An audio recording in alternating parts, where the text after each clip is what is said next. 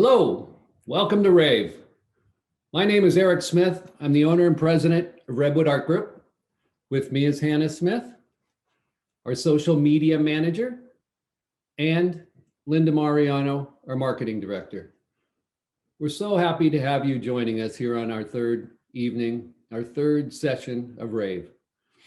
We had a great time in yesterday's session, and I think today's session is going to be just as captivating.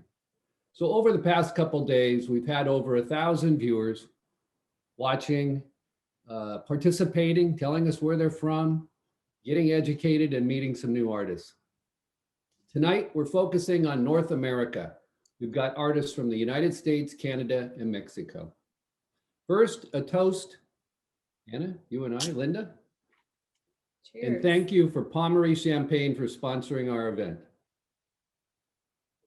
And the video you all just watched was a sneak peek into the incredible art installations filmed throughout Maison Pommery in Champagne, France. We are so pleased to have them as a sponsor once again. Every time I watch that video, it makes me want to travel again. Me too. I want to go over to Pommery and visit there. Now that they're one of our sponsors, I think Let's go, yeah. And they do a lot of work with contemporary art to pay homage to Madame Pommery and stay faithful to the memory because she was very much into art. So. And make sure once RAVE is over that you check out the sponsors tab where you will learn more about Pommery and all their amazing art and everything they do. So let's talk about tonight's event. What an amazing lineup. We'll be speaking with a salsa dancer, an artist with ties to Frida Kahlo and Diego Rivera, a dynamic painting duo. And we're not going to be speaking to, but we're going to be talking about Bugs Bunny, the Roadrunner, and Wile E. Coyote with Craig Cosson, who's the grandson of Chuck Jones, the creator. I should mention that Chuck won 4 Academy Awards. Pretty impressive. That's impressive. Let me fill you in on the concept of RAVE. Our live event business, which most of you know us from, is furloughed, tucked under the covers, put away for a bit. We haven't done a show since December of 2019. We wanted to,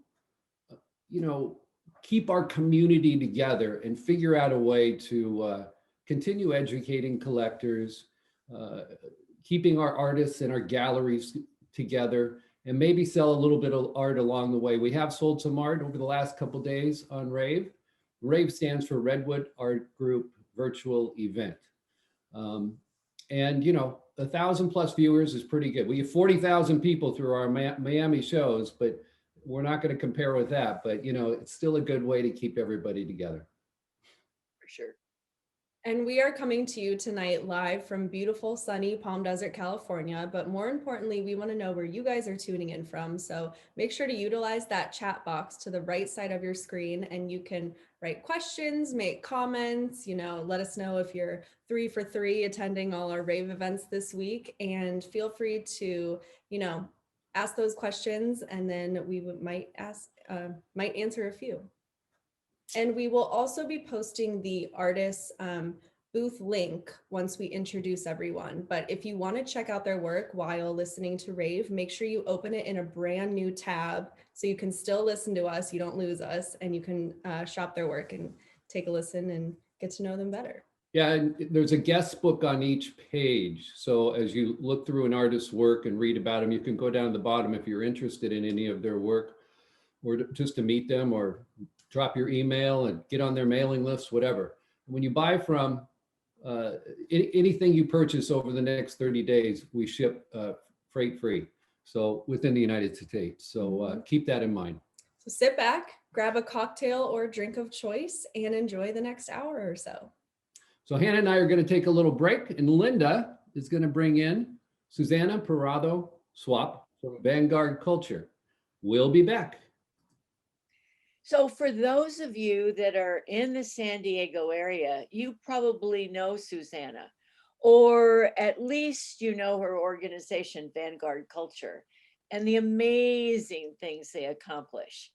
Laura, let's give everyone a little insight into what Vanguard Culture is all about and play their video.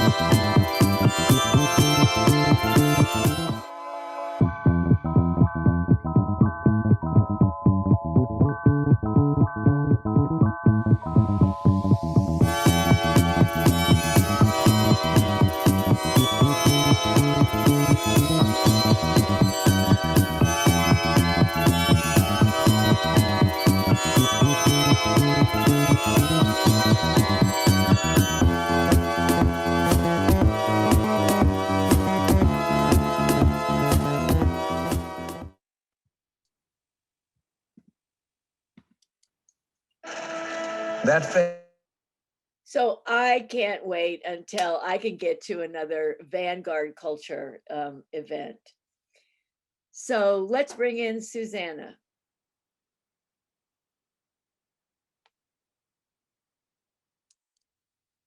There you are. And you want to take Hi yourself there. off mute? Welcome. Yeah.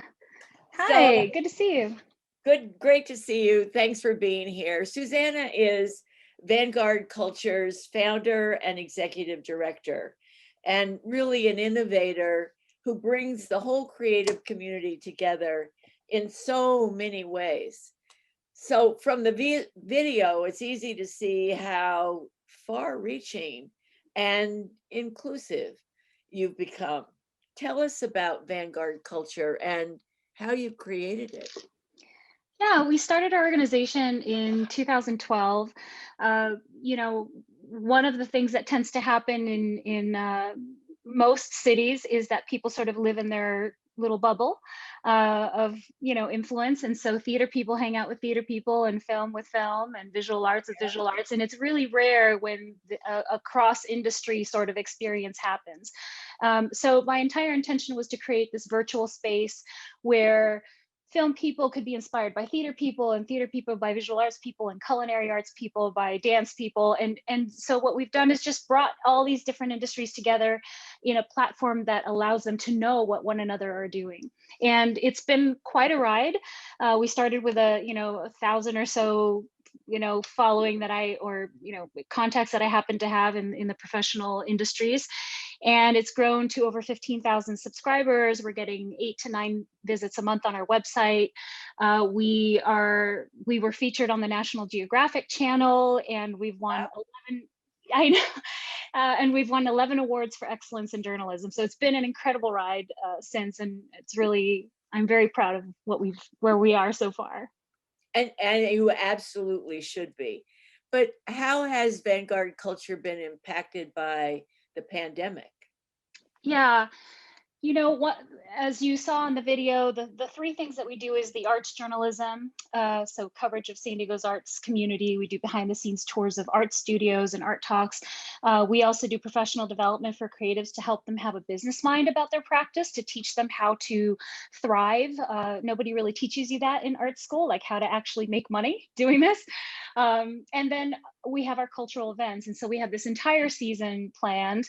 Of course, everything had to be canceled, the in-person events, and we focus primarily on the professional development for creatives because, as you know, creatives were hit so hard during the pandemic, and this was the time to step up. So we actually hosted 16 professional development events in 8 months. It was crazy. Wow. I didn't realize there was that many. Yeah. And another thing that we've done is our arts journalism now does not only cover local events, but it actually covers national and international. Since everyone's offering virtual events, we're highlighting all of those happenings with a couple of local and a couple of national or international happenings each week. So we have a weekly newsletter where you can subscribe to cultural happenings.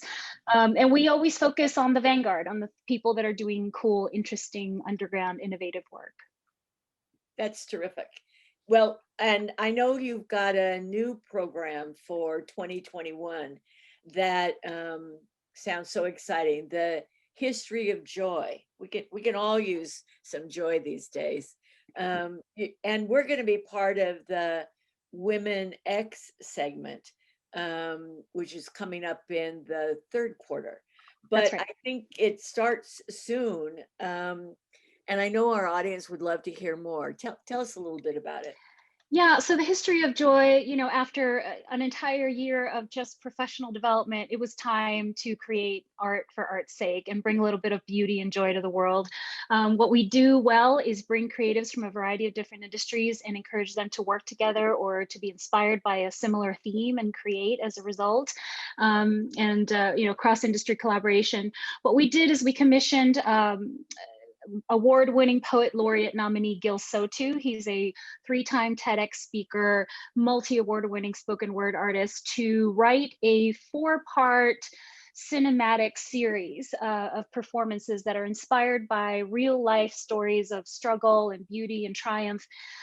Each one of those 25-minute segments is actually going to be accompanied by creative interpretations of each of the themes by some of our region's most innovative organizations like you all, but also in dance and theater and puppetry and opera and visual arts.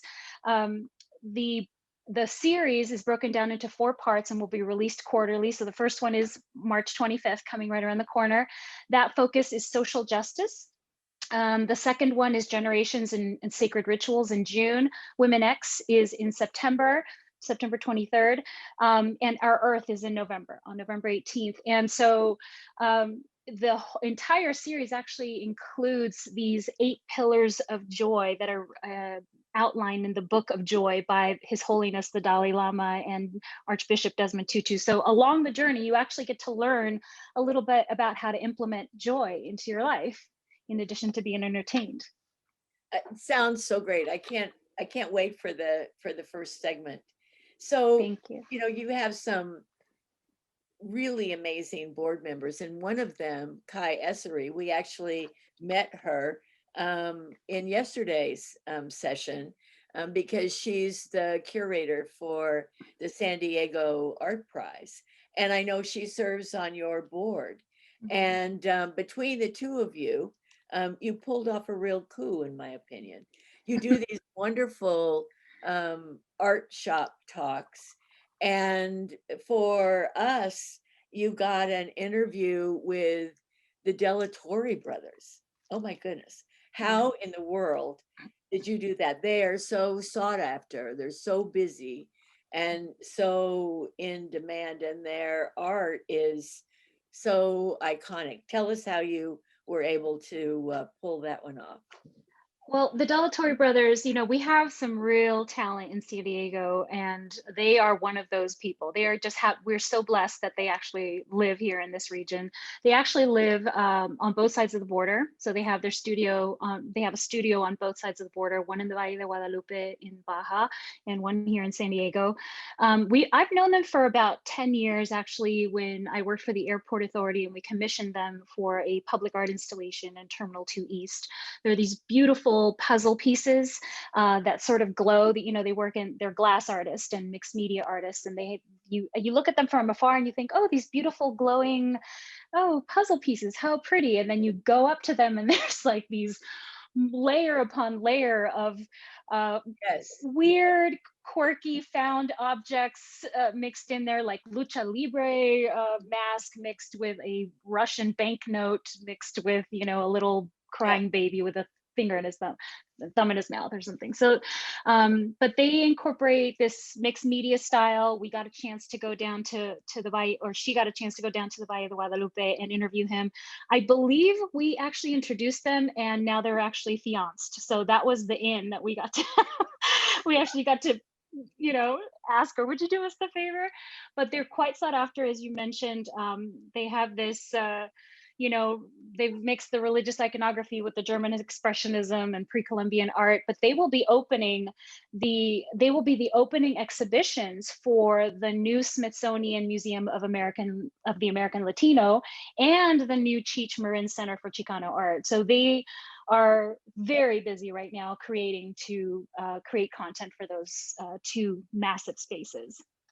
Well, and in the art shop, they're also creating a major installation for the for California's capital in Sacramento. So yeah, so it was the video is terrific. And at the end of today's live stream session, everyone wants to be sure to stay and watch the interview that Kai did with the brothers. I think you're going to be amazed. It's really mind-blowing.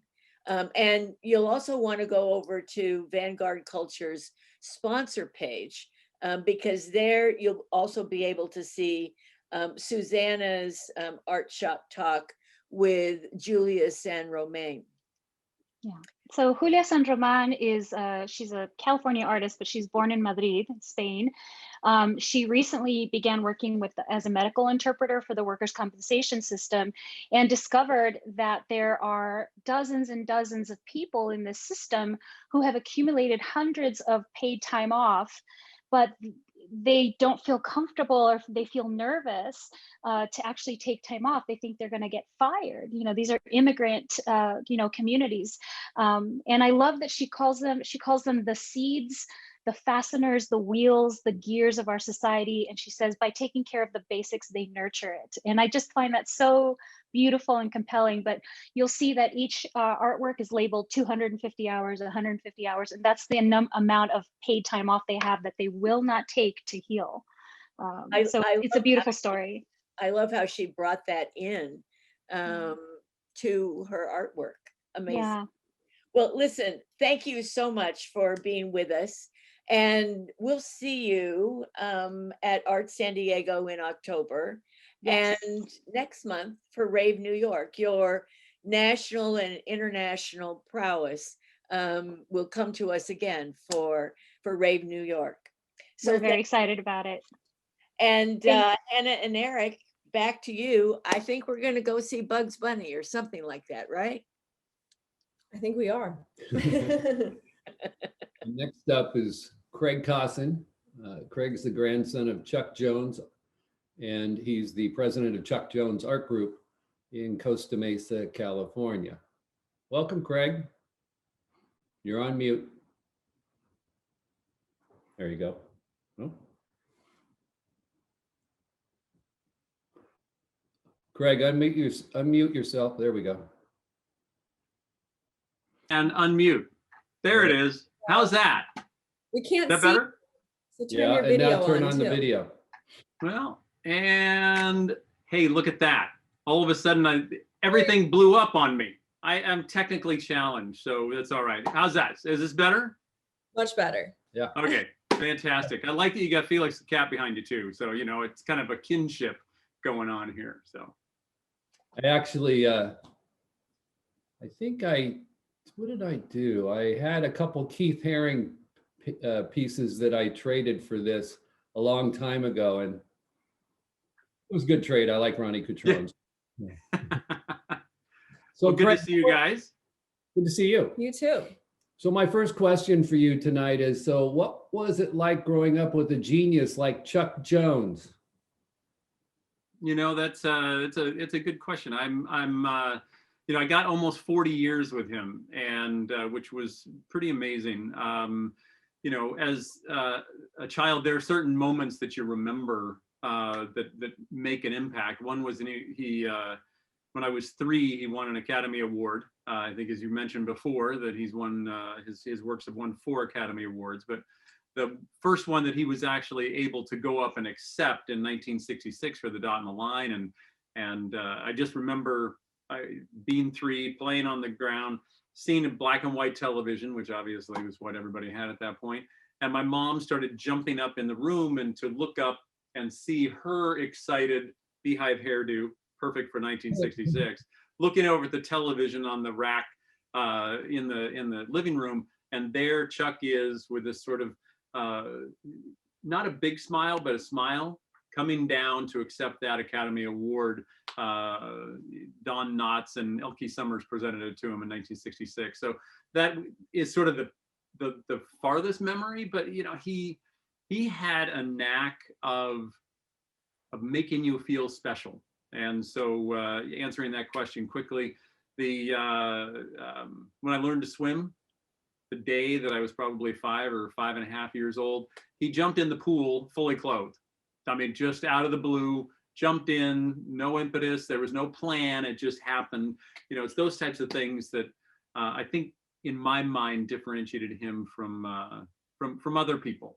And he lived very much in the moment. And I think that's probably the gift that many phenomenal artists have, is that they can live in the moment. And I think that's how they express themselves through the works of art that they do.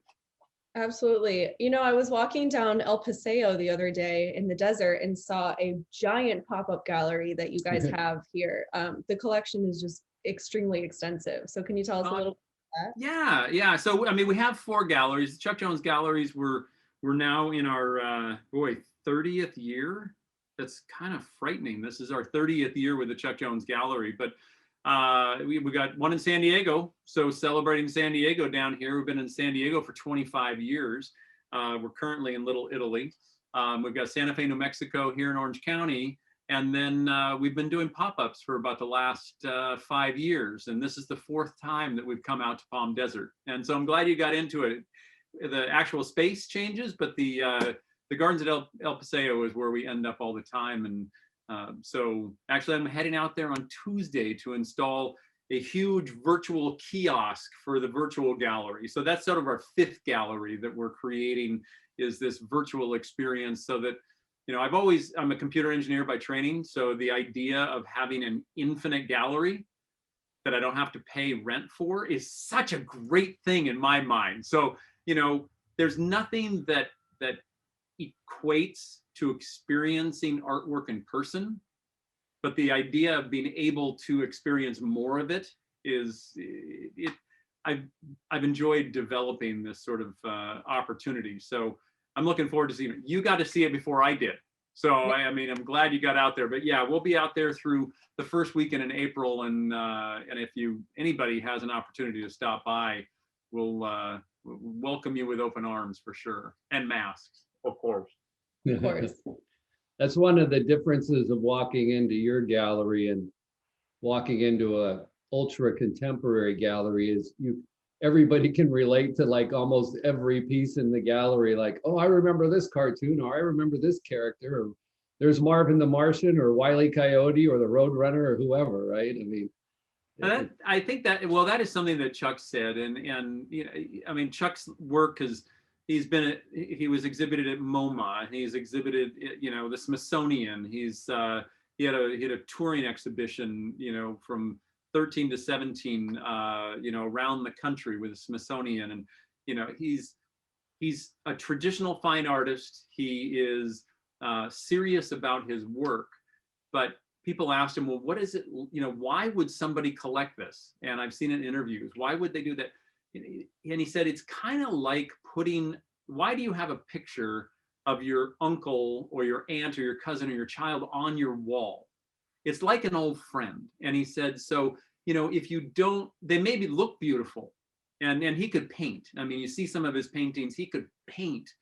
But he said, if you don't know these characters, then there's no reason to put them on your wall. But if you have that memory, like you just said, it's sort of this connection between Chuck, who created many of these characters, like Roadrunner and Coyote and Marvin Martian, and one of the fathers of Bugs Bunny and Daffy Duck, that you get connected with the character, your memories, maybe the things that bring back you and your family together watching the cartoons, along with the creator of these characters and the creator of the artwork. So sort of that joining together in this great symphony. And if you walk into one of our galleries, and it's not just Chuck, I mean, we've got Disney, and we've got Peanuts, and we've got Dr. Seuss, and we've got Fabio Napoleone, but the idea is to make you smile. And hopefully when you walked into our gallery, it made you smile, because that's, you know, some people, some make you think deeply, which I love that sort of art. And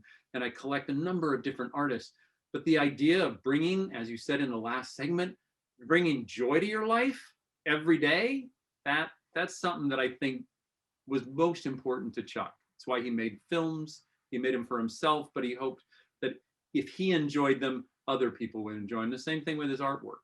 And so people seem to enjoy it well, now it's been 42 years his artwork's been out in galleries throughout the world. Yeah. Well, that was a good summary on your part. I'll give you one more question. It'll take a 30-second answer. So how's your tennis game? We're going to find out exactly how my tennis game. I played against a semi-pro player last night. I discovered that I'm not that good. Bugs Bunny was a much better tennis player than I am. Look for Chuck did a limited edition of Bugs Bunny playing Daffy Duck tennis, and you can imagine who won that battle. Great. Well, good to see you, Craig. And I Always good to see you guys. enjoyed. Thanks for continuing to do what you're doing here. All right. Thank you so much. Take care. Bye-bye. So now we're going to go to fly down south to Mexico. We are. How's that James Taylor song? Mexico.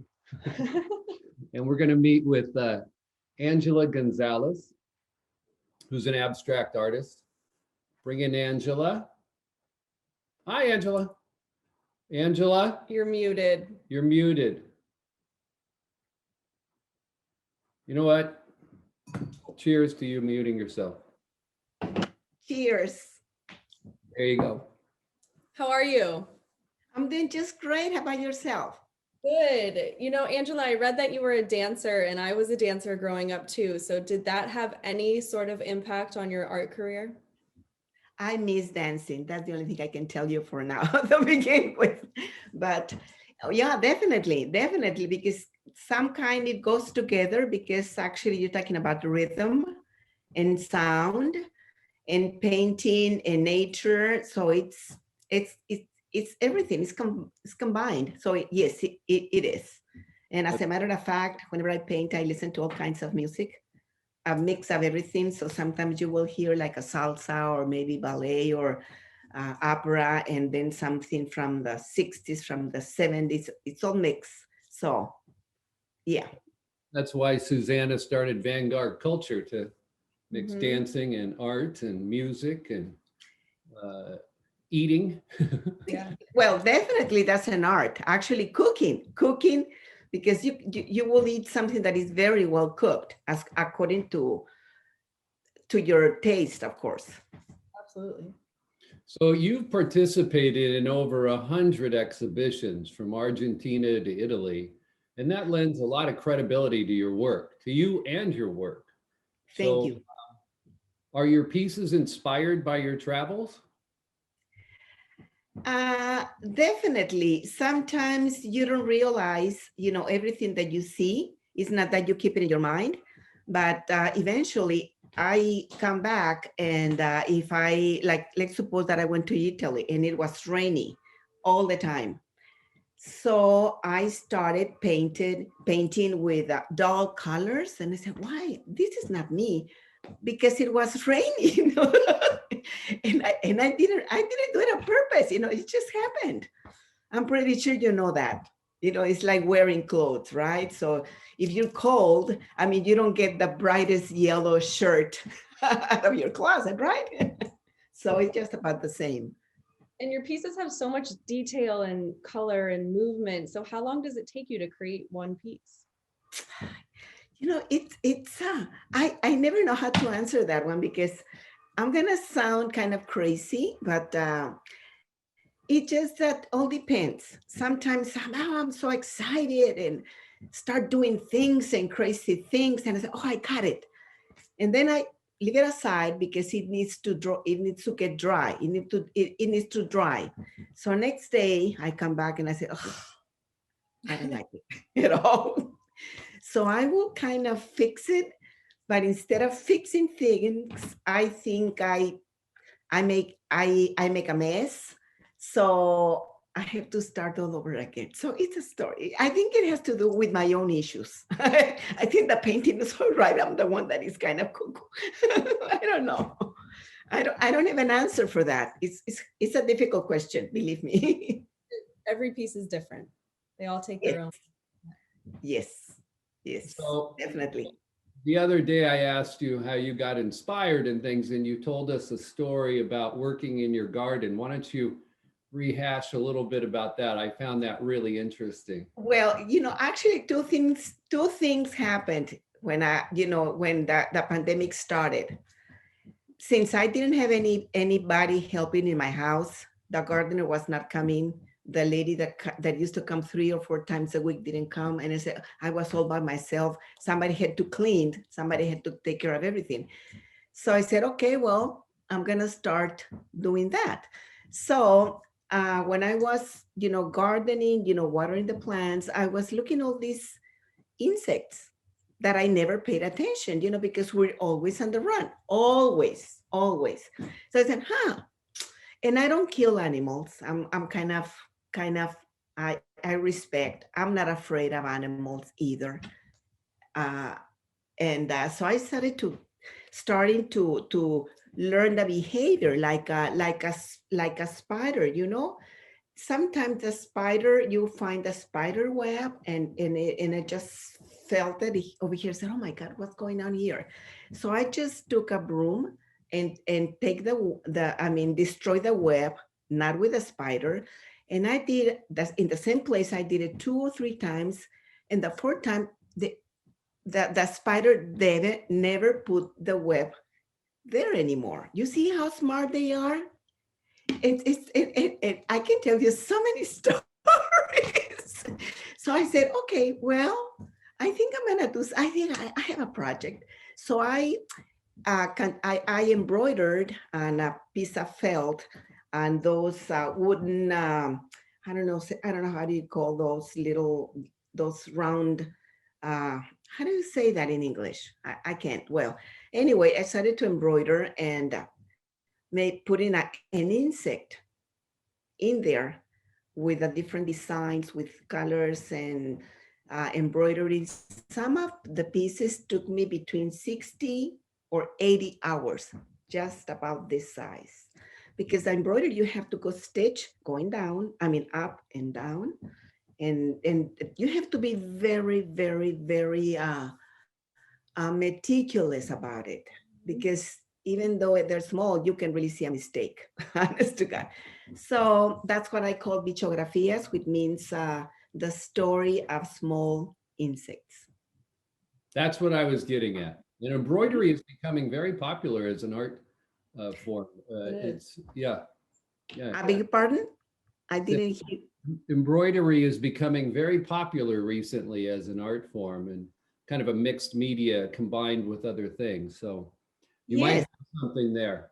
Yes, as a matter of fact, over here, if you see this little part here, this it. Well, actually, that's a piece of a fabric that I used to make the cover of a chair.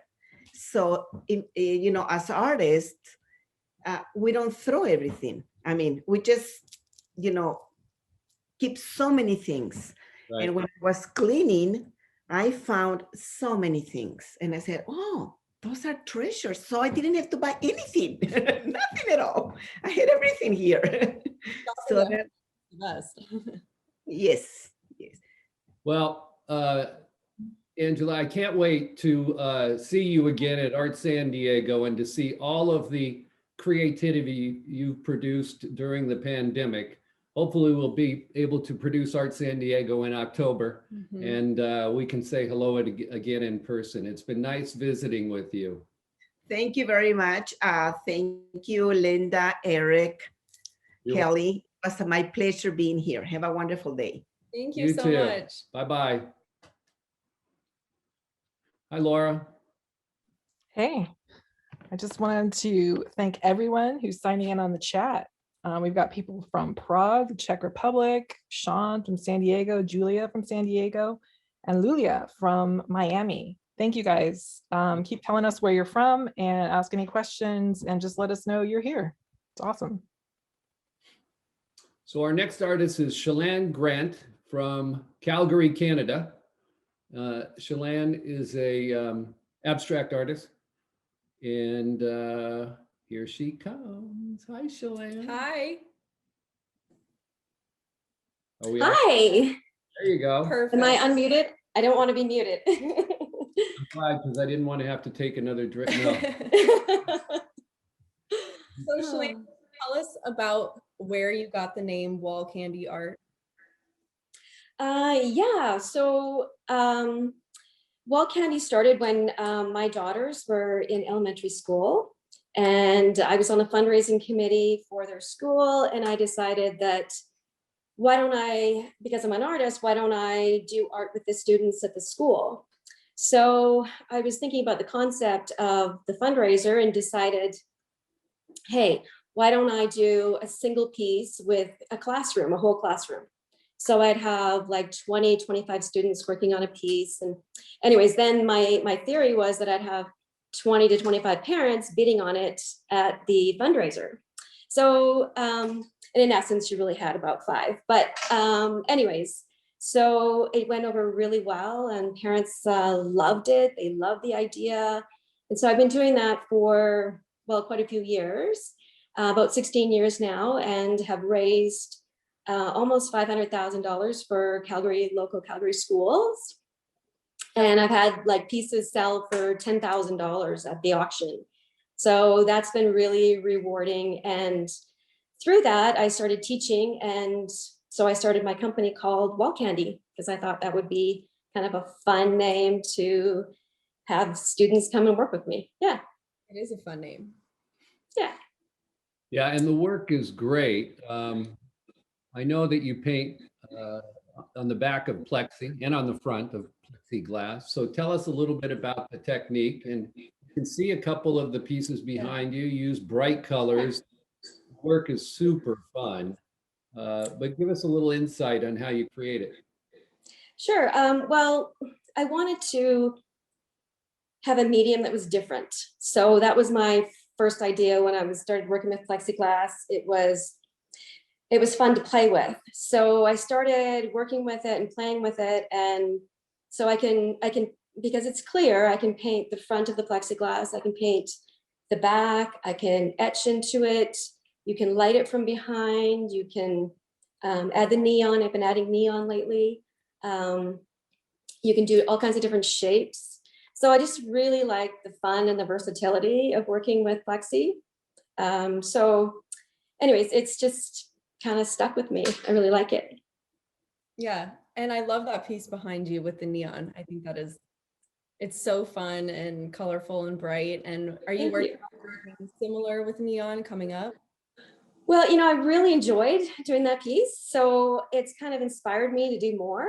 So I've been working with getting some new pieces of neon. Like I've been designing the shapes and the style of the neon and the different colors. And so I'm hoping to have some pieces ready for the next show. Awesome. Some new pieces, yeah. Yeah, that would be great. I would encourage the viewers to take a look at Shalane's booth page on RAVE. In fact, I think you really will. I know, that's my favorite one. That piece behind her with the neon was only $950. I'm like, this is not very expensive. It's a lot of art for, a very reasonable amount of money. I think your prices are really, really reasonable. So that's good. But you can always make more. Always make more, for sure.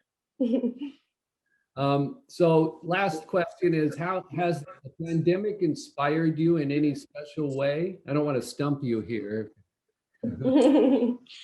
Well, what I find with creativity is that, when you can like shut things down and slow things down, the creativity just kind of pops in there. It just happens naturally. So I'll get an idea and I'll write it down, or I'll take a photo of something that reminds me of what I want to do or how I want to put it into my artwork. So I find that happens when, when I go on vacation or things like that, when the daily day-to-day grind of life slows down, creativity just goes bam, bam. So with the pandemic, boom, everything's shut down. So it's been great that way. I've been, having more time in my studio and more time with, finding creative things and so on. But, miss the human connection, of course.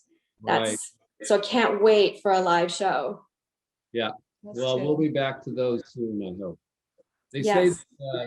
at least here in the United States, they should be, everybody, 85% be vaccinated by September. So I'm hoping that holds true. Okay. Yeah, well, we're hoping for that in Canada too. Well, it's good to talk to you, Shalane. Say hi to Mike. Okay, and thank you. Thank you so much for having me. Thank you so much. Have a good night. And our next artist, we're going to go to Texas, Dallas, and we're going to bring in Julia Ross. Go ahead and unmute us, Julia, and start your video.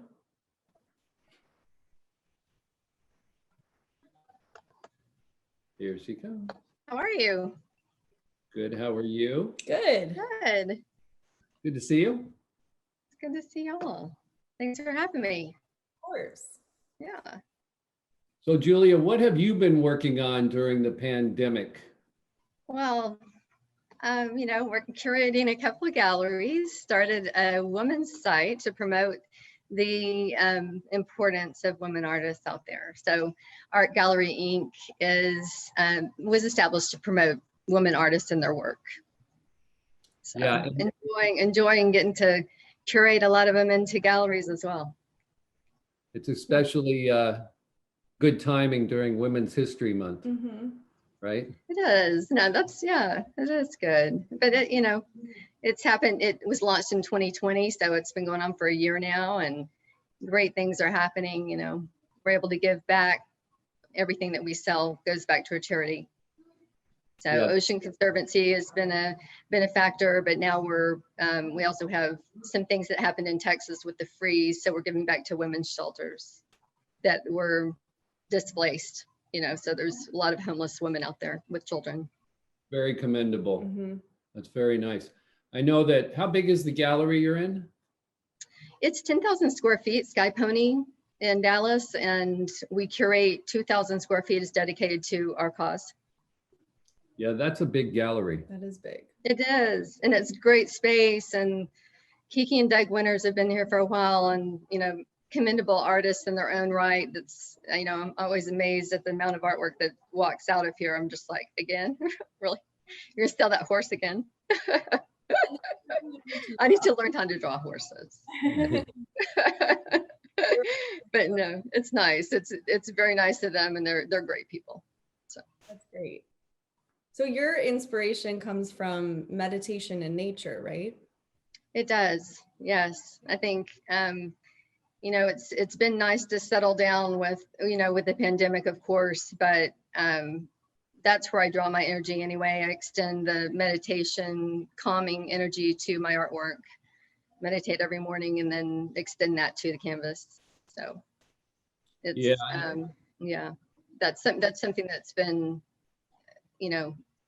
beneficial, I think, to people in the pandemic. If something good came out of this, it's that people slow down, and we're able to really create from that. So. And your work is very peaceful. It flows. It's great use of color.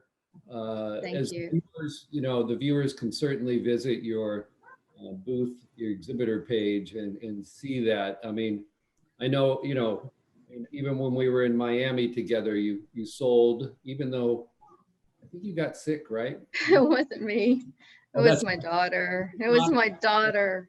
That's She right. came to join me, and she was sick. Poor thing. She was sick the whole time, and so sick that I couldn't leave her. It was disaster. I remember, yeah. Horrible.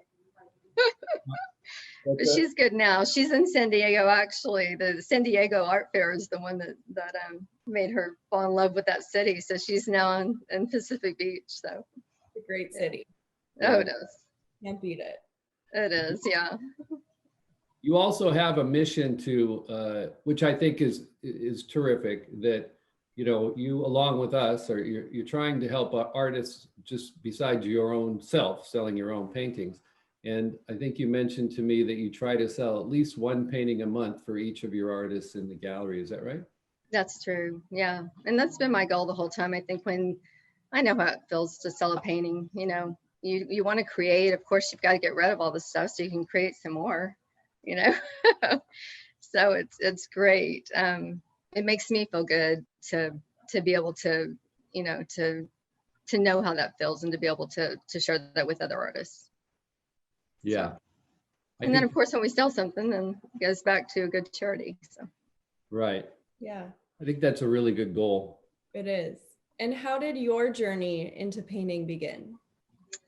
You know, I was born to, my mother was a career artist and my sister's an artist, and I have poets and sculptors and all kinds of people that are creative. And I remember from, you know, so I think I was 3 years old when my mom was teaching us how to paint bluebonnets with palette knives, you know. My fondest memories truly are from, you know, with creative thoughts in mind. And I, you know, then went to the University of Texas and I studied dance. Actually, I was a dance major at UT, and carried that on into business with the arts, with going into advertising. And you know, I took the business route, so developed some skills in marketing, and it's nice to be able to take that full circle and be able to help other artists, you know, market their work as well as know how to market my own, you know. So A good skill to have. it is. It is. It is, yeah. Well, Julia, it's good to see you again, and I can't wait to see you again in person at one of our events. Oh yeah, no, I look forward to the live events, and you know, yeah, it's good to see both of you. And I think that you know, I think we all want to get back to it, so it'll be, you know, be great to do that again. Thank you so much for all the things that you're doing for artists out there. You know, Yep. we appreciate it. Yeah, and thanks for joining us. We'll see you soon. Thank you. Bye bye. Take a look at Julia's page, everyone. Mhm. So where are we going next, Hannah? Let's go to Phoenix. Okay, where you went to school. Where I went to school, yeah. So our next artist is Marta Wiley. And Marta is now joining us. Are you off mute? Can you hear me now? I can hear you now. We can, yeah. Can you hear me now? So the question of the night, what have you been doing during the pandemic? Painting, right? So I think we were talking about this before the pandemic hit, and you know, it was scary, of course, but you know, everyone's like in their own houses and doing their own things, and they're just like freaking out. I'm like, okay, this is how I feel all the time. Like, welcome to my world. You know, like artists are always in quarantine.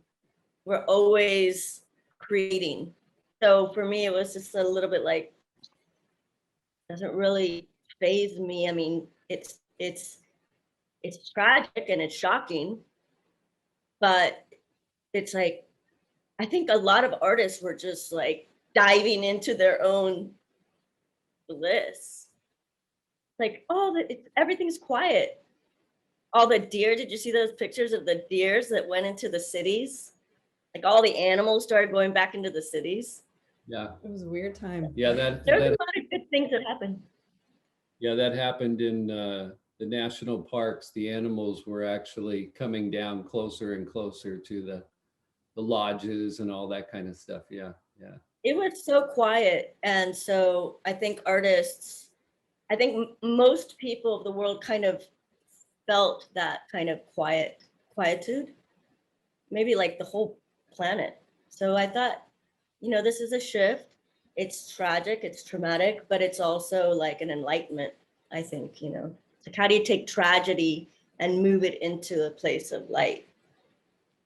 So let's talk about your art for a minute. Like, if you could slide over a little and let everybody see that painting behind you, the flamenco dancer. Yeah. I mean, you can see that Marta's work has a lot of movement. You know, your figurative pieces are so well done, and they can see more pieces on your exhibitor booth. But so how do you capture all that movement? And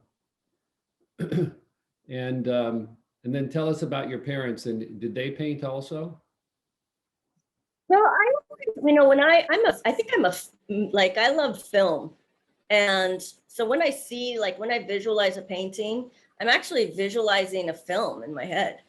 So like, I just do one painting and it's just like, I just try to capture the movement of, like, let's say a dancer, right? And sometimes I succeed and sometimes I don't. Like with this one here, I'm actually putting the Fibonacci sequence in my work again.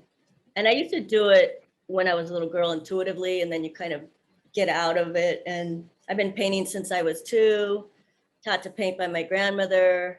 And so she taught me about the Fibonacci sequence. And she said, you know, this is what Leonardo da Vinci did and all of the greats. And I said, okay, I'm gonna do it too. And it works, you know. Fibonacci is amazing. It's mathematically like it's a seashell, you know, like how it just creates harmony. And so it brings harmony into people's lives. So instead of just, you know, giving them a painting, you're giving them like consciousness too. Yeah, that piece it's one of my favorites of yours, and you can see it behind you, but I do encourage the audience to go to your booth because it doesn't do it Move to get it done. Yeah. And you're working on a publishing company, right? So I've been painting since I was 2 years old. I started selling my work when I was 14. Everyone in my family was like, really? You're going to sell a painting, you know, and make a living at art? And I was like, yes, right? And I just had this desire to do what I love, right?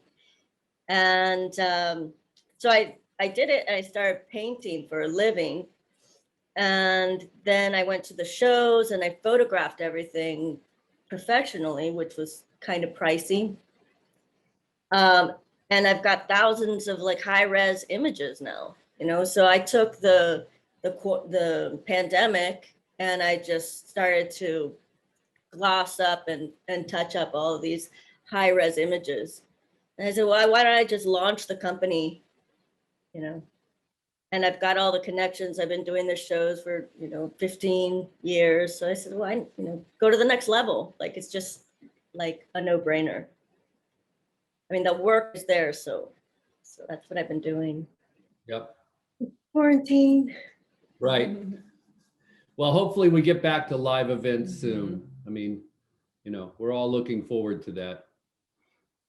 I think the live events I love to talk to people. So when you go to a show that, you know, is Redwood, I love you guys because literally you talk to 1,000 people like in 5 days. And it's just such a high, you know, and you make so many connections and you meet people from all over the world. And it's really given me a lot of insight into different cultures and how to make a living as an artist. And it's people, as long as people are living in houses, they need artwork for those houses. I mean, it's a huge industry. It's true. You know? And the housing market has been doing so well lately that there's going to be a lot of demand when we get back to live events for sure. A lot of empty walls still. That's right. I know. And the art industry is actually taking off because everyone's sitting in their houses looking at their walls, right? Yep. So it's one of those industries that never dies. It's just, it just, you know, all the artwork that I put out there, it has a, it doesn't depreciate. Art is like gold. It just gets more and more valuable. It's irrational. Well, we love your work. We do, yeah. And we look forward to seeing you at our next event. And Thank you. It's good talking to you, Marta. Thank you so much. Hope to see you. Adios. Have a good night. So we're going to leave Phoenix and head out to Santa Fe and visit with Stephen Robeck. Stephen is a photographer from Santa Fe, New Mexico. Hi, Stephen. Are you on mute?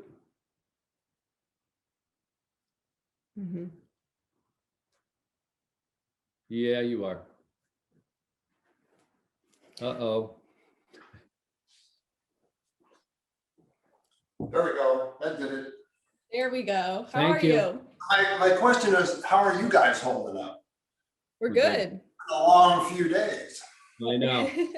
Before we started tonight, I said to Linda and Laura and the team, I said, are you tired yet? It's like being on the last day of a live event or so, and you're ready to like pack. You still got to get through that move out, which takes 4 or 5, well, for some of us, 2 or 3 hours. You can open a second bottle of Palmery. Exactly. Yeah. Yeah. There you go. So Stephen, what got you interested in photography? We know you began photographing images at such a young age. Well, I don't really know how it happened. I remember being about 10 years old and having a little brownie camera and taking pictures and developing the negatives in a little tiny dark room and making little contact prints about that big. And I don't really know how it happened, but it's cameras and the idea of photography basically stayed with me through, a long life, a business career, all kinds of things. So it's what I love to do. So I do it. I'm sure you got a little inspiration from your dad who worked for Time magazine, right? Well, Time Incorporated, he was actually the first US distributor for the BBC in America at Time Inc., but for some reason, he brought home monographs, books about photographers, many of them Time Life photographers, Life magazine photographers. So I was exposed to all that stuff. And I think a lot of it interested me, and I think a lot of it stuck in terms of learning about what makes a good photograph. Mm-hmm. How do you get your motivation? Well, when you go, everywhere you go, if you have a camera with you, there are things that just confront you that you see and you say, oh, that's interesting. And you take a few frames. Sometimes you have an idea of something you want to explore. And so I do that too. But the net of it is the work that gets finished turns out to be the work that appeals to me, that I think is interesting. Because if I don't, then I go, and I don't work on it. And so that probably means that most of my work has an attribute of peacefulness, of quiet, of relaxation, because that's what I like in photographs. Yeah. I suppose that, there's somewhere in there's a social or political aspect, but really what I love to do is find ways to reveal things about the natural world that people wouldn't otherwise see. Yeah, and most of your work is based in nature, so I imagine you do either a lot of hiking or a lot of traveling. Well, the serious work with photography really began through many years as a backpacker, particularly in the Sierras, the Rockies, and other places. Other times, we've traveled around the world, but tourist locations, to my mind, are not often, the greatest source for interesting images. It's fun to take pictures of other people in tourist locations, but that's not typically what I finish and show. Yeah, and your work is well finished, in meaning it's well constructed. I mean, there's a lot more to creating. It's not just snap and shoot and then send it to somebody and have it digitally printed, right? I mean, right. The framing you're using and the process, there's a lot of work that goes into that. And when I started exhibiting in galleries, my first photographs was a series of black and white botanicals, and they were framed in classic black gallery frames with a 4-inch white mat and behind glass, and they looked very good. But the reflections bothered me, and frankly, the mats bothered me. So I began to think about how could I not use glass and not bother with the mats that just make the image smaller relative to the frame. So over time, I developed the technique that I use now, which basically does not require glass. It starts with a print. You've seen, this is an image that's in the gallery. But you can see how the image literally floats inside the maple frame. Yep. Right? And so I start with a fine art print. And then the first thing that happens is the print gets coated with 3 coats of a water-based polymer. And I have a sample that I think you can see this. But you see one side is sort of gray. This side is sort of dull and lifeless. Yeah. The other side has much more contrast, much more color. So the side by my hand has had the coating put on. And so it really brings the images to light. Yeah, it does. And then the print gets laminated to mat board. The mat board gets laminated to a slightly smaller piece of gator foam, and then all of that gets mounted into the frame. So here's another smaller image. And here you can see the back, how it's all mounted. And here you can see how all the layers are actually stacked together. Yeah, it's so it's a lot of work, but one of my goals was I wanted a process that I could do myself. I've got a lovely studio, I've got time, and so I really enjoy taking an image from the camera through the computer, through the printer, and then into the final finishing process to where it's ready to hang. Well, they're beautiful images, and the viewers can see a lot more of your work on our site and get in touch with you directly. I can't wait to get back to Santa Fe. Oh, I can't wait either. That's where we got introduced, and it's now seeming like a long time ago, but 2019. But I'll be here when you're here, I promise. All right, Stephen. Well, thanks for joining us. Thank you so much. Thank you. It's great to be with you. You too. Have a good night. So we're going to leave Santa Fe and go back to Santa Fe. We're going to stay in Santa Fe. Our next and last 2 artists who they're together tonight are Julie Schumer and James, coming to us from Santa Fe, New Mexico. Hi, Julie and James. Are you off mute? Hello, we're here. Hey, guys. You're professional. And we wonder how far we're away from Stephen, the photographer. We don't know him. We've never met him. You guys have to meet up for sure. Definitely, definitely. So we talked in December during the Miami RAVE event. And I remember when we were talking the other day, you guys have sold 7 or 8 pieces since then. So that's absolutely outstanding. Yeah, we actually, it was about a dozen, I think, since we last convened to up to the present, which is terrific. We're thrilled to death about that. They just seem to come out of nowhere when you least expect it. Why don't you guys you have 2 great pieces behind you. Why don't you separate for a minute and just let the audience, take a look at them. Oh, they're super. So to let the audience know, Julie's pieces are more abstract and James more figurative, but their uses of color, you guys can come back in there.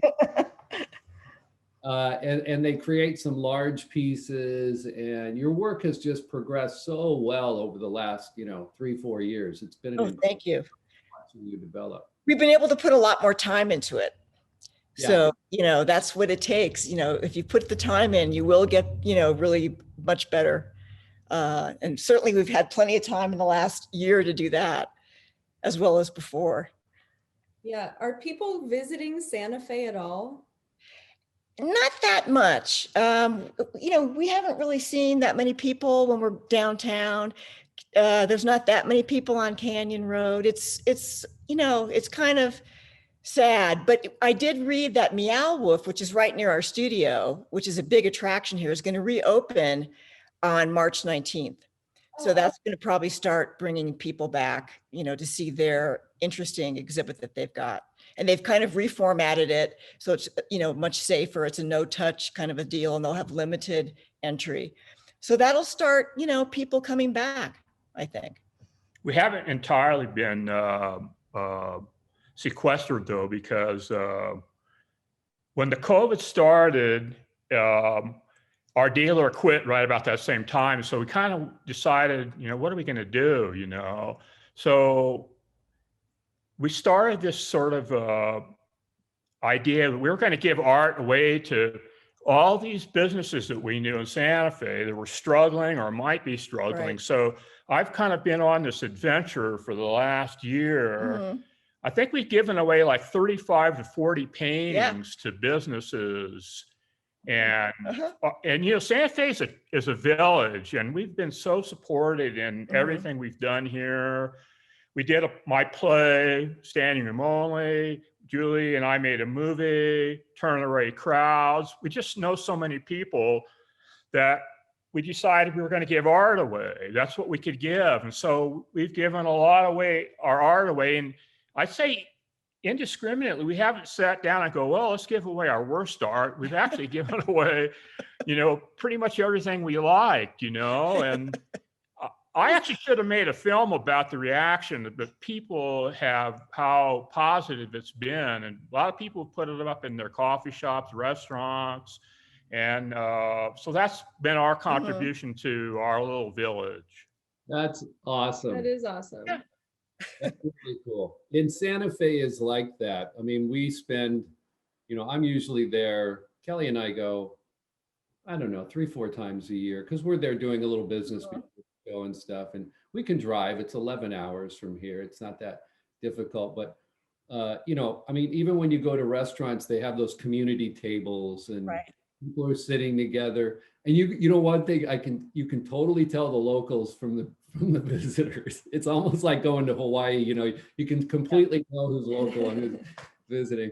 It is a little tribal village, and you do get to know. If you go out, you know everybody. You know your servers, your chefs, your owners. When we did our movie, this restaurant owner and his chef brought all his waiters and waitresses to our film. That's just amazing. And so now every time we go in to eat, it's like, well, when are you guys going to do another movie, you know? And which we're not. We're not. But it's on that level of intimacy here, and that's actually a wonderful thing, you know. And Santa Fe's been a big support to us completely. That's a great story. And I'm sure the viewers are loving that. You're tugging at the heartstrings of everyone a little bit. Yeah, definitely. Well, just the other day, a guy that does some photography for us, you know, he was really nice, and he came with his van, and he took some really large pieces to his place to photograph that we couldn't get in either of our cars. And so James handed him a little portrait, you know, just as he walked out the door. I've known him for like 20 years. He's a local, well-known photographer, and yeah, it's very rewarding. And you know what? I mean, the more we gave away, the more we sold. And you know, we've had nothing but prosperity since COVID started, and so it's kind of an interesting, you know, way to do. Yeah. It is. And I'm sure people, you know, they'll see your pieces all over Santa Fe and they'll feel left out when they don't have them. Right. The fear, FOMO, the fear of missing. Yeah, we can't wait to have Art Santa Fe again. You know, we're really missing the planning, the preparation, and figuring out our booth walls and all that. Yeah, we want to come back to the opening so bad, you know, because like all artists, we want to sell things, but you know, meeting people, that many people, and having that interaction and positivity, that's like a soul thing, you know, that you just can't get sitting in your studio. And there's nothing like having one of your pieces up and, you know, having Many, I would Many say people even see it. 100 people come up and see your work, you know, and even if they don't buy it, we never feel bad when we leave the shows. We always feel invigorated. We always feel like it was a good investment, you know. Right. And so We're exhausted, but it's invigorating it anyway. is very. Well, I can't wait to see all your new work when we do get together. And you guys have always been special exhibitors and done a great job with us. So Well, thank you. It's fun. We just love it. You know, it's so different than from what I used to do for a living that it's really invigorated me in this later part of my life in a way that I just love.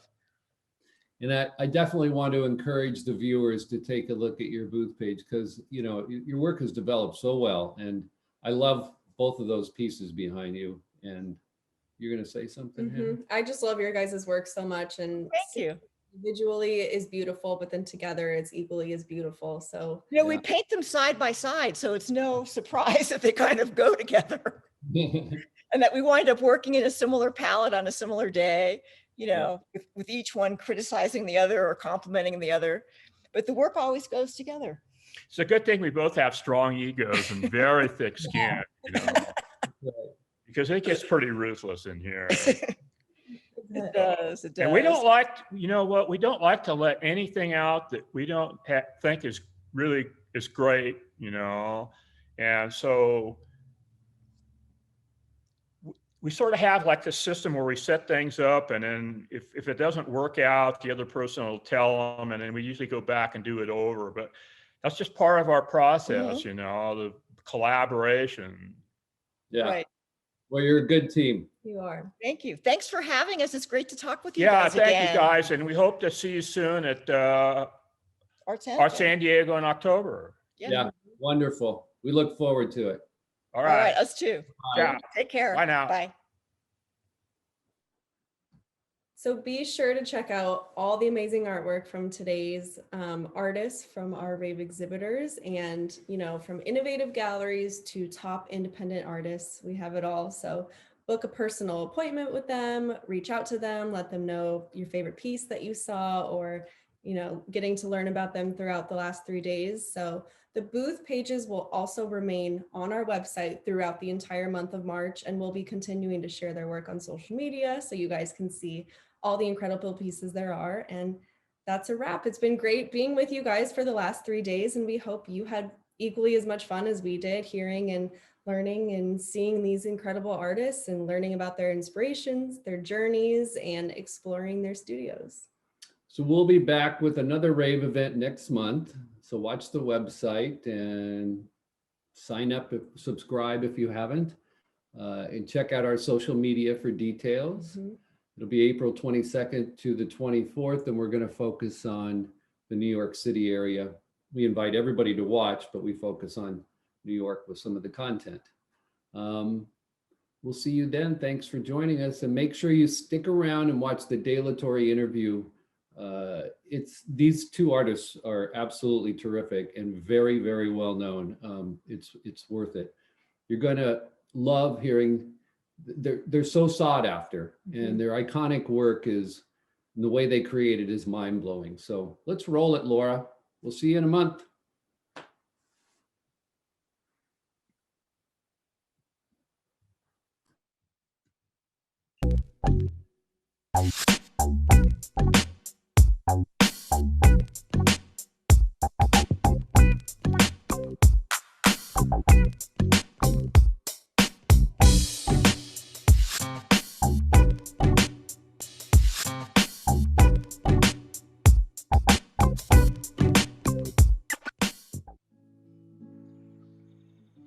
As a part of our Art Shop Talk series, Vanguard Culture Board member and independent curator Kai Esri had the opportunity to visit Einar and Hamix de la Torre's new art studio in the beautiful Valle de Guadalupe Valley in Baja California, Mexico.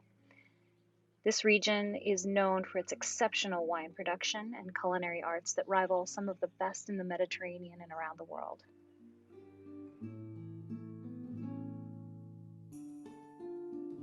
Hi, we're the De La Torre brothers. I'm Einar. Hi, everybody. A virtual welcome to our new studio. I'm Hamix, and we are in the Valle de Guadalupe. our new studio. We haven't opened it officially because of COVID to the public, but here you're having a virtual tour. Come on in.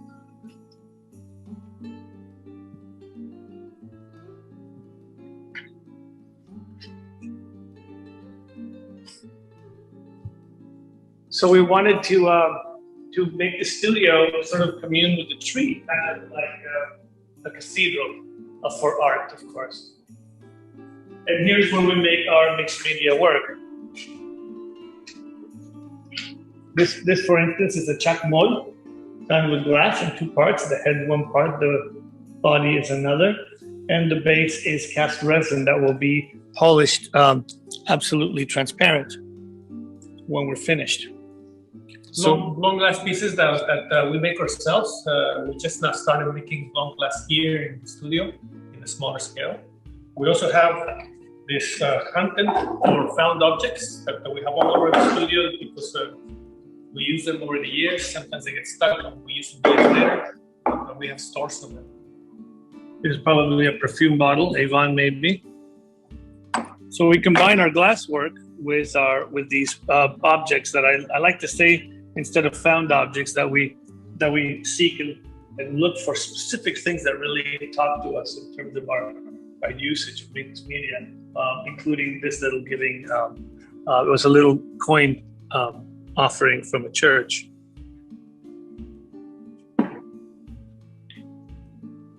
Here's another long glass figure, little dog with an attached head. The head comes from his torso that Einar found in the flea market. He decapitated it, and we are working on it to create a new mixed media piece. So the head in this one is blown glass, while the head from this one ended up on this little animal spirit or tonali, and with a wonderful little sort of Day of the Dead face. So the animal spirit also goes to the underworld. So you can see on the tables, we have lots of materials that we have collected, material culture, as it were. It is the stuff that the culture produces and consumes. Sometimes we even use glass parts that are cast. This is a cast glass part that has very little bit of hand work on it from factories, maybe Old Libby factory in the United States, or Fenton are some of the names.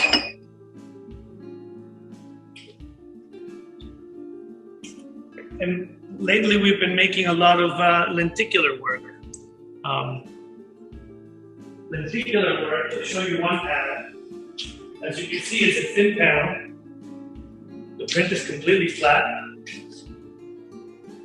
But lenticular means there's a lens in front that has small lines that act as a parallax blocker, meaning you see one image or then you see the other. Very difficult to photograph because you need stereo vision and movement to judge depth. So with a camera, you can see some of the movement that happens as you move. You can see one image or the other. Has COVID changed your perception of things or inspired new works that wouldn't have happened otherwise? Well, yes and no. I mean, I think that an artist works, alone, or in our case, collaboratively. But you're working in your studio alone. You're not working in a cubicle with a bunch of other people. So a lot of the process of artwork hasn't changed at all. What has changed, of course, is the social, communication with friends and the closeness of that. It affects us just as much as everybody else, but our working pattern itself is actually, I don't think most artists have changed very much. They're, unless your work is social, like glass blowing is a good example. You're sharing pipes, glass blowing pipes with people, and of course now there's all this protocol of using all kinds of systems to not expose each other to something that your lips are touching. But other than that, in our studio and mixed media, we're working just as much and just as hard as ever.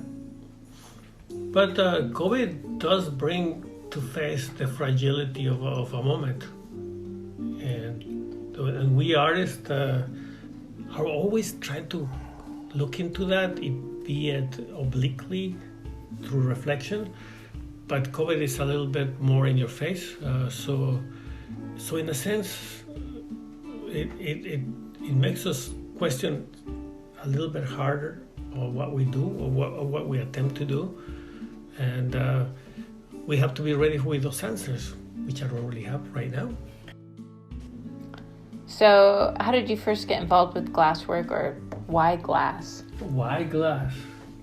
To us, I think we're sculptors before we're vessel makers. And glass is the single most spontaneous sculpting medium that there is. That's why. Yeah. So this is Einer. I think we love what my brother's talking about, the spontaneity. If you're in the hot seat, so to speak, making work, there's a hot furnace that's 1800 degrees, and there's a crew of people helping you. You can't stop. You have to plow forward. So you shoot from the hip, and you're using drawings and you're communicating the best you can, but there's an immediacy to getting the work done because it's costing. It's a big footprint when it comes to carbon. So you don't want to mess around too much. You really need to get the work done. And we love the fact that there is this pressure to get the idea out. Blowing glass is sort of like a watercoloring. You cannot paint over what you have done. So in a way, spontaneity is forced upon you. You have to deal with it. And your decisions are pretty much final.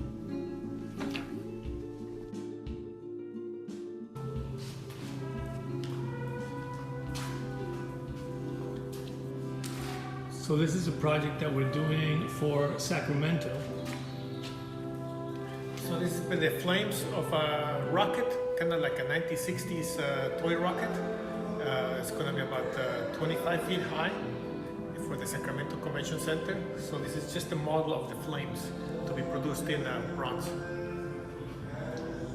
And this is a tiny scale of it, kind of like a tree, a brooded tree kind of feeling. It's a very Baroque fire coming out of this rocket. And here's a series of molds that he's pressing into to get the Baroque textures. What do you want people to take away from experiencing your work? I think as an artist, that's a tough one because we work so hard to remove ourselves to worry about that, because we want to be as free as possible to do what we need to do. So worrying about how people would take it is it's not an easy one to answer, but yet we do worry. We do worry about how people perceive our work and what they take from our work. It's a hard job to consider everybody's point of view, but at the same time, it's the artist to try, because the artist should try to consider all of the possible readings. But the beauty is that the most important reading is the one that the artist hasn't considered, meaning that as much as you try, you still are going to have new-found ideas that you never even imagined. So I always like to answer the question, why exhibit your artwork, is so that I believe that the answer to that is so that we can understand what we have made. Because through all of our consideration, it's still up to the real jury is the people, the art viewer. And listening to what they think about your art becomes part of the plethora of considerations for your work in the future, and it informs you. And indeed, it's the most important information, because you learn about what you made through people's reactions. We don't want to be tied down to the fascism of having to say something per se, because I think art needs to be free. I mean, completely free. And art doesn't care. If you have an idea or an idealism about anything, art doesn't care. And you have to be above that and be free. In a way, that's our job to reflect what our reality is. And in doing so, you can't be going around saying this is right or this is wrong. You have to reflect and say, I'm part of this. we do want to be part of, I mean, I guess inevitably we are part of the time we live in.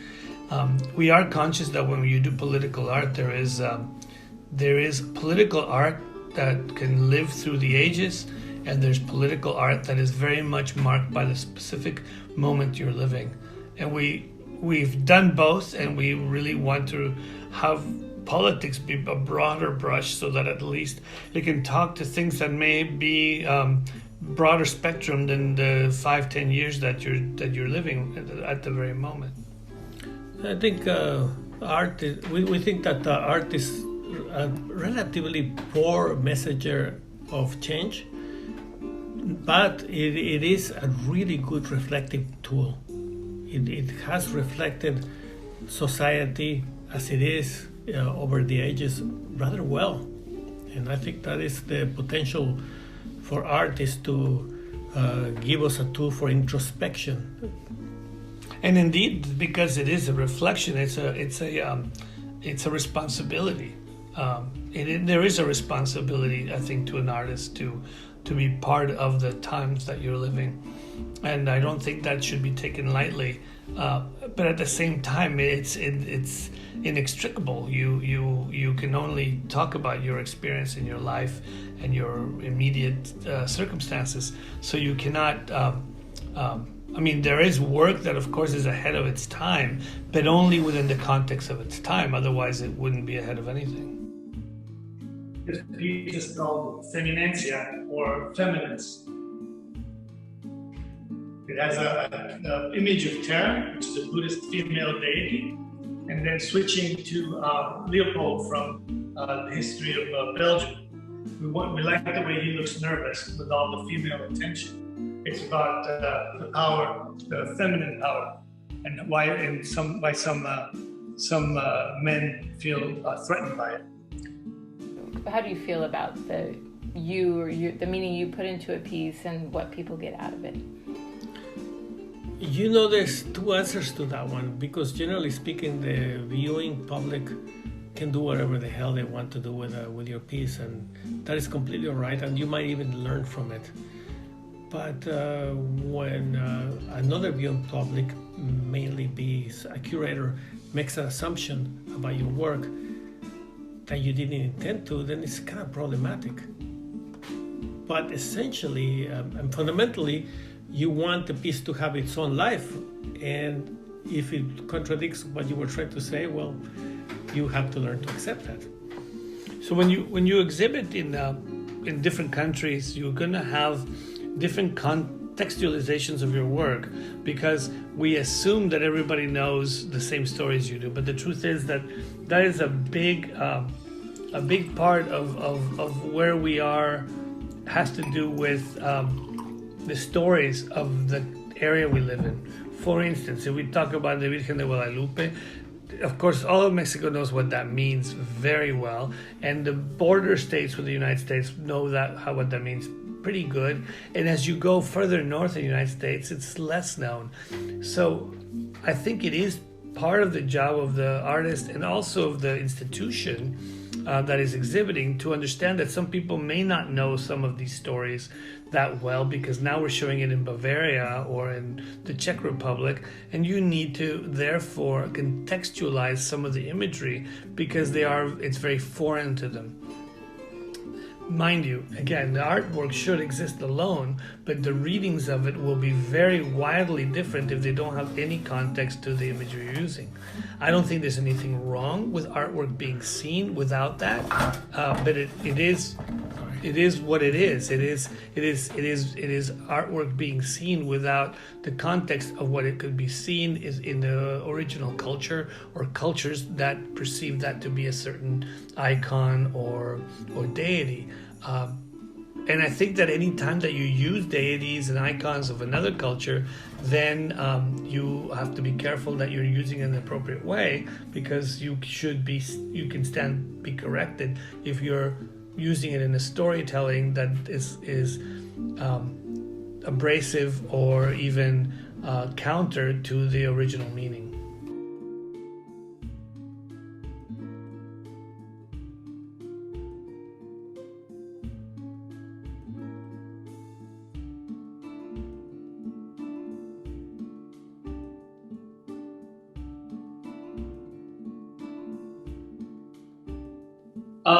This year we will be exhibiting at La Caja in Tijuana, the Galeria La Caja, and that will be in May, I believe. Teaching in Penland, if everything goes well with COVID, and so on. Last Mixed Media workshop, 2-week workshop in June. And in the end of the year, we will open the first ever Smithsonian Latino Center exhibition at the Cheech Center, which will also be a grand opening of the Cheech. I believe it's late this year, if not early next year, and that's in Riverside, California. It's affiliated with the Riverside Art Museum. That will be, I believe, again, probably early next year. We will also be showing our European tour. Will be going now to the Museum of Glass in Marina Grande in Portugal at the end of the year 21. It's nice to have, in-house, we have each other to go over these ideas, so we know when we're maybe doing something that it seems to be worthy of more exploration, or something that's just, quite honestly, frivolous. And it's a creative process is always on the edge of this precipice of being ridiculous or superfluous, but the beautiful thing lies there in that fine line.